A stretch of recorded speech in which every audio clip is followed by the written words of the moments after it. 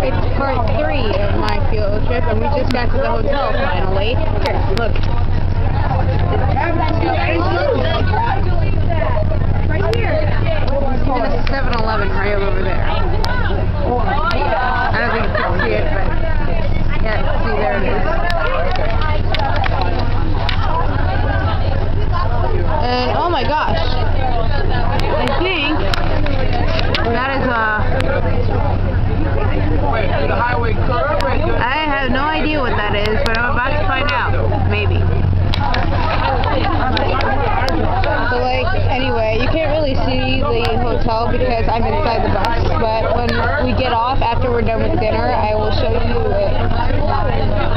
And well, it was a 9-hour trip basically, but I pulled it off by listening to music and texting Brandon. If you don't know who Brandon is, that's one of my friends. He's also my ex, but like he and I are really good friends. And between you and me, I think this I'm just saying. I don't know when this bus is gonna move, but